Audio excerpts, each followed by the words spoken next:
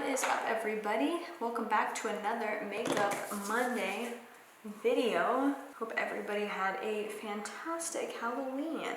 Today is the first of the month, new beginnings, all that jazz. And I thought I'd start it off with another holiday makeup look. You know, you guys are all relaxing, you guys have a day of relaxing, but tomorrow is a big Mexican holiday called Dia de los Muertos. And so today I wanted to kind of test myself and try and do a Day of the Dead inspired look while we talk about what this festivities big day is. I also had done a video that was supposed to drop on Friday, but I didn't drop it on Friday because I just was like too lazy and it was overexposed. But it was going to be talking about Halloween and how it started. And what I found funny is that the way Halloween started and the way this celebration started was very similar to each other. And so it's going to be kind of a mashup. How did Halloween start? What is the Day of the Dead? What is all that jazz? So if you're interested in that, please keep watching. If you're not, then so let's go ahead and get started. My first step that I just did was I primed my face with my Mercier primer. We will start off with the more simple side and do a little bit of foundation on this side, and then we'll do the white on the opposite side. So what is Dia de los Muertos? I'm sure you guys have all seen this before. It's definitely an event that people talk about, especially if you have friends who are of Mexican descent. Dia de los Muertos is basically a day that people celebrate people who have passed away, essentially. That's kind of the general premise. And in the Mexican culture, it is very popular to also feast with them and just entertain them for the day. It was actually a tradition that was started very, very early on. And this is where it ties in with Halloween. So actually the Celts had started a form of celebrating the dead, and the way that they would go about it is kind of once the fall season would start, they would wear different sorts of outfits and clothing and kind of create a bonfire sort of experience outside and basically just celebrate those who had passed away. Man, I put freaking powder. Oh, wow, I somehow missed myself. Okay, not bad. They would celebrate those who had passed away in that sort of fashion. So when the Romans conquered them, they kind of decided that they didn't really want to kind of do that. But then at the same time, slowly the Celtic kind of religion base sort of thing kind of mashed with the Romans, and then they kind of mashed it all together, and then they started to create two different holidays. The first one was a holiday called Feralia, and it was basically a day that they would celebrate people who had passed away. And then the second holiday that they would celebrate was Pomona, and Pomona was another holiday date that they kind of celebrated kind of same time of year, October-ish, November-ish, and they would basically celebrate the goddess of fruit, trees, things of that sort, nature. It was like a Roman goddess. And so since she was fruit, trees, nature sort of vibe, it was kind of funny to see that an apple particularly is a very big thing in Halloween. You know, it makes sense. They celebrated this woman, now we use apples, Halloween. I don't know, I see the correlation. In 609 AD, the Pope at the time ended up making November 1st All Saints Day, and it is a very widely celebrated sort of day, which is today, for the Christian faith, and then ended up doing November 2nd as All Souls Day. So both of those days were, together. We have Halloween, and we have the All Saints Day, All Souls Day. Now when it comes to the Mexican tradition and making it All Souls Day, basically Dia de los Muertos, that started as early as around 3,000 years ago, which I thought was crazy to think. I mean, that's a pretty long time ago that this whole thing has started. The fact that they wanted to celebrate those who had passed away, kind of like what we had talked about earlier in this video.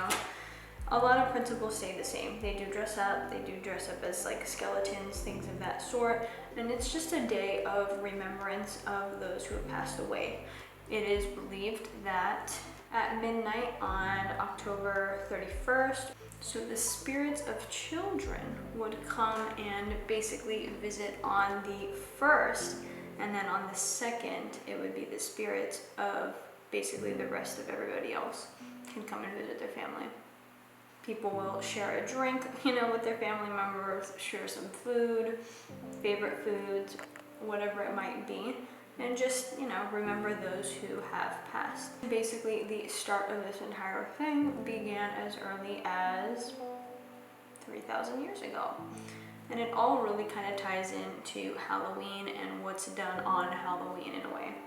So this next little bit is going to be a little bit more tricky, and I probably will not be talking too much at this point, but we're basically going to draw out the eye on our face after we have set the white so it doesn't move and transfer.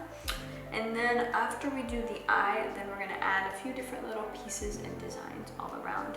I would ideally like to add a little bit of glitter as well, so we'll kind of mess around and we'll see what we can do. So as we're sitting and we're drawing this little circle around, I'm going to list all the products, like I said, down below that I use for this particular look. I did use kind of a variation when it comes to the black color, but for the most part I used a cream and then an eyeshadow on my actual eyelid. But for the most part, right now, all we're doing is just filling it in. We created the line and then did a light fill in. I'm using a pretty thin eyeliner brush to do this filling in technique, but you'll see here in a little bit, I do get a thicker brush just so that I don't have to be spending so much time doing the filling in process.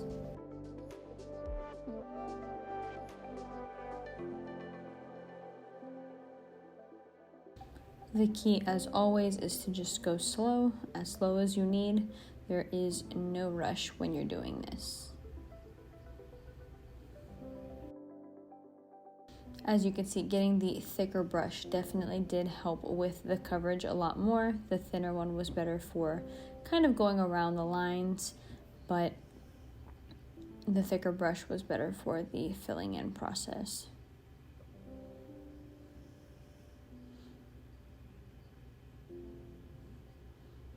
Thicker brush as well was also purchased at Target. It was just a general paintbrush packet, so nothing too fancy.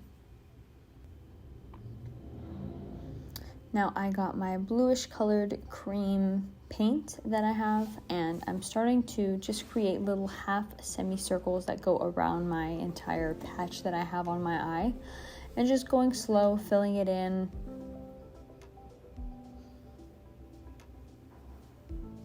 These don't have to necessarily be completely perfect, because you'll see here in a little bit we're going to start outlining them as well. So long as you kind of get the general shape, fill them in with the blue, you should be pretty much good to go.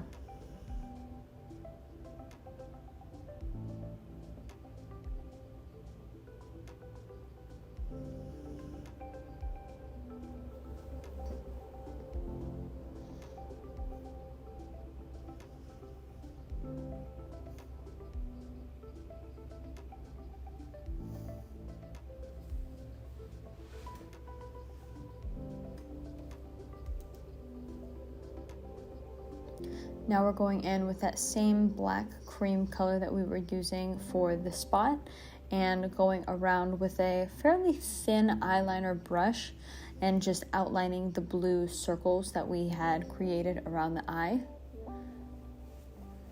Now we're going in with this really blackish dark tone that's on the KKW Smoky palette and just adding that to our eyelids. Definitely add a eyeshadow primer first just to make sure that everything stays in place. I prefer to use an eyeshadow over just like the cream paint on my eyelid, just because I feel like my eyelids get kind of greasy, so the powder works best for me. You can also add this powder if you wanted around the black spot to set everything in place. I ended up just using RCMA Translucent Powder to set that, but that is an option that you do have as well if that's something that you want to do. Now I'm adding a small little design kind of on the cheekbone going down to kind of give that scully look, but this part is really up to your discretion and kind of your own style and flair. I've seen so many people do so many different things, so really it's up to you on what else you would want to do on the rest of your face.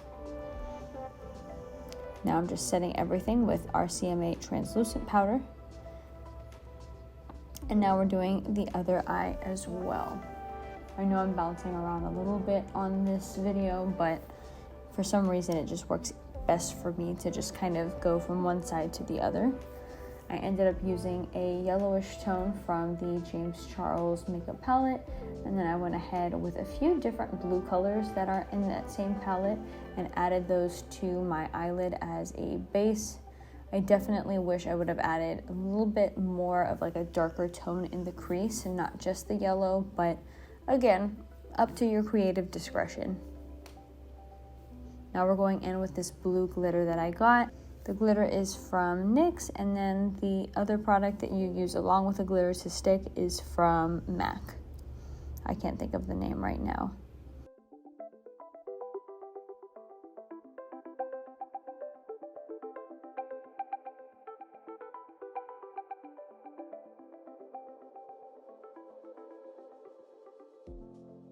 Now we're going in on the other side, and everywhere that we had the little blue, we're adding just a little spritz of glitter. I like the uniformity between both sides, so I feel like the glitter is a really nice unifying factor. You have a dramatic eye on one side and then a dramatic eye on the other side.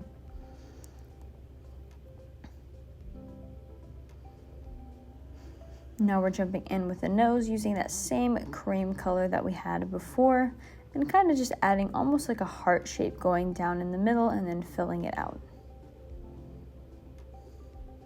I know some people might be saying, oh, can we just use eyeliner instead to do all of this filling? Like if per se you have a gel pot, using a gel pot liner to fill everything. Technically you could. I say this all the time, it's up to your discretion. For me, this is what works best. If I was to use a eyeliner, I just feel like it's a mess to try and take off. This washes off a lot easier than per se a gel liner, and the one that I have is from Anastasia Beverly Hills, and it's great for the eyes, but it's a thick one and I would just rather not have to deal with it. So on the bottom, I attempted to kind of make a flower of some sort, but didn't really become a flower. It almost became like a half heart. I used the black cream that we used on the eyes and the nose to kind of create the shape, and then added the blue cream as well as the blue powder in the center of it, and then went back in with the same glitter that we used on top of that. Now it's time for the lips. At first I thought I wanted to do purple, but I decided to just go with the black vibes, kind of keep it on the same color palette as the rest of the face. And I like the idea of having the lip all be one, as opposed to one side being one color and one side another. So again, up to you, but for me, this is what worked best. Now I'm going back with that same black pigment that I was using earlier and creating the skeleton design, and then adding my RCMA Translucent Powder on top to set it all in place. Now I'm adding a little bit of mascara. Of course, you can add false lashes to give it a little bit more of a pop, but for me, I'm not going anywhere. So this works for me. And then going on the opposite side and adding a little bit of blue color underneath the eye, just to kind of give it a little bit more of a pop. I used a combination of a few different blue colors. Final touch on this eye is using the micro tip liner from House Labs to almost give a faux cut crease kind of vibe.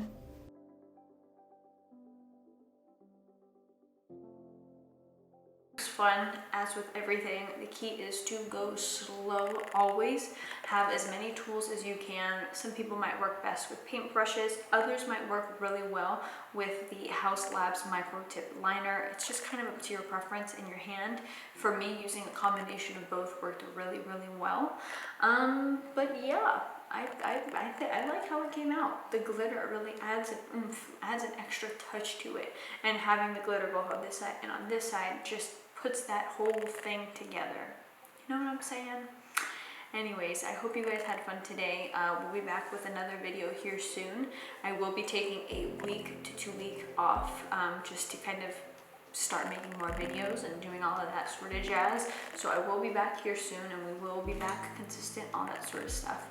But yeah, in the meantime, feel free to watch any of the videos from October. I had a blast all of October, and we'll be back here with some more videos soon. Let me know in the comments down below what you guys thought about this look, and let me know as well who I should do next. Thank you guys again for watching, and we'll see you guys in the next video. See ya!